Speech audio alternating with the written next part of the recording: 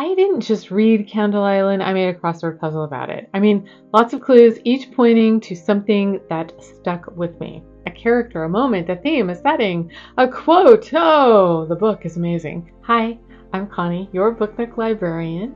Welcome back to my channel. I'm so glad that you're here. If you're a teacher or a librarian, this is a super fun way to talk about books without just being a talking head. Even if your students haven't read the book yet, they can still engage by solving clues or guessing about the clues. Each one becomes a sort of conversation starter. I'll share how I made this puzzle and how you can get a copy of it. So let's dive in. 13 across. The Newbery honor-winning author of Candle Island is, and like her whole name isn't going to work. So Lauren, Lauren, is too long. But Wolk is her last name. So Wolk is the answer. Starting out really easy with that one. Now I've read all of her books, and her first book was Wolf Hollow, and that one just blew me away. And every one since has been an absolute knockout.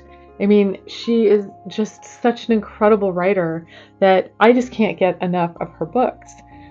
She explores, in this book, she explores secrecy and trust and grief and healing, and always through vivid and sort of layered storytelling.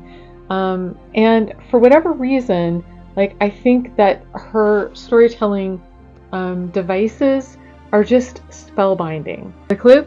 Let's do 11 across. The state where the book is set.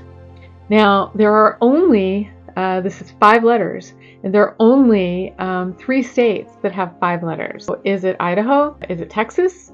Or is it Maine? I would look at the cover or show them the cover and what do you think? It's Maine, but the setting is a big deal in this book, largely because of the island.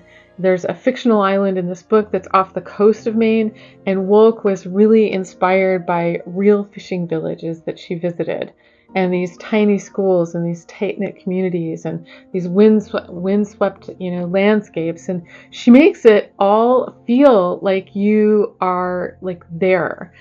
Go to the shop and get a souvenir, kind of like you feel like you are definitely there.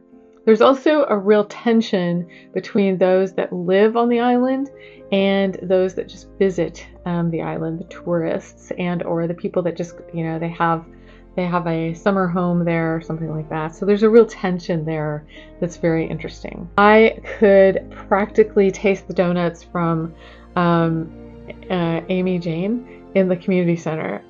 You can see where my priorities are when it comes to reading. Lucy and her mom came to Candle Island to escape. 8 letters. The word is actually memories.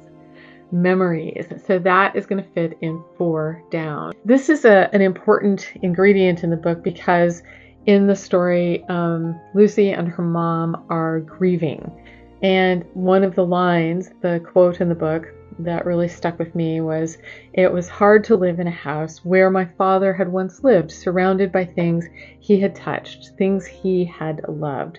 Every one of them a reminder that he wouldn't be coming back." This line hits hard. The whole book is wrapped in this quiet emotion, and it's revealed slowly as to the result, what happened to the dad. So my name is actually a nickname. So the longer name is Constance.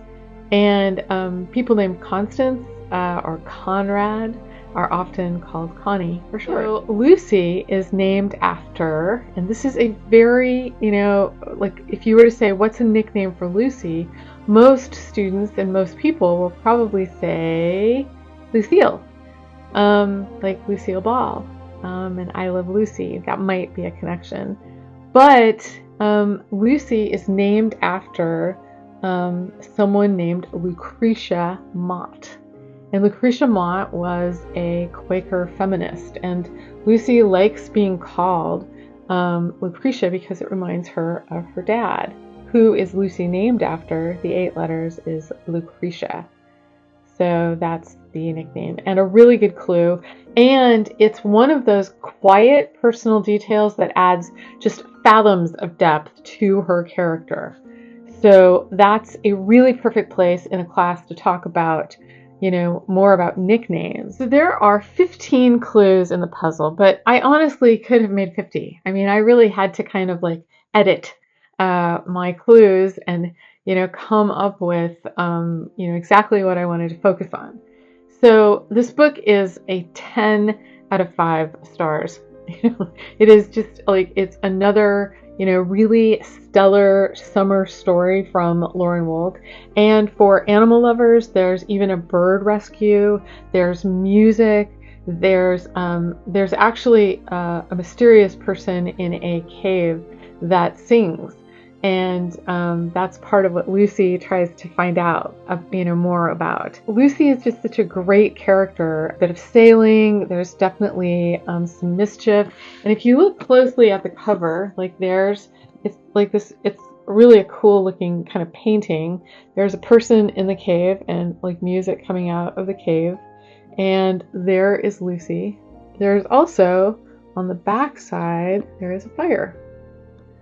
So what's up with the fire? What's going on there? So that's another, important part of, the cover art.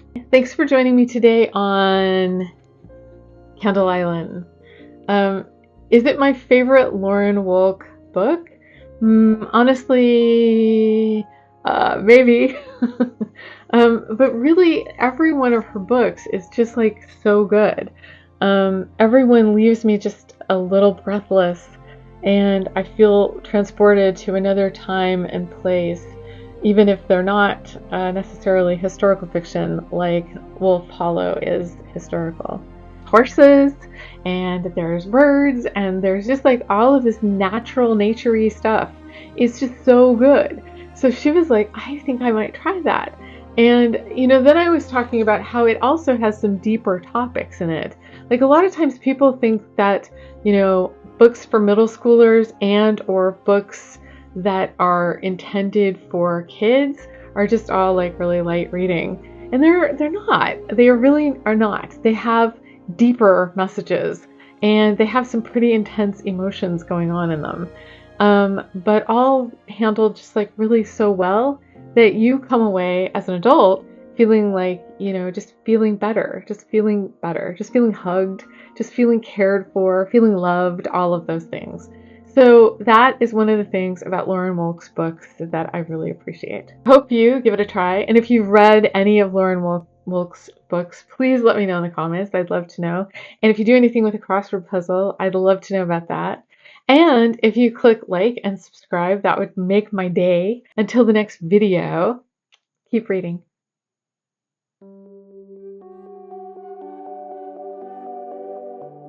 I was a middle school librarian for a very long time, and one of the things that I always wanted to do was find unique ways to engage my students in a book talk, in a way that they would be fighting over the book. I would have to buy more copies because they were just moved to give the book a try. Very often, I would do something like this or other strategies. I obviously still think that I have students in front of me, so I really wanted to share the idea of the puzzle.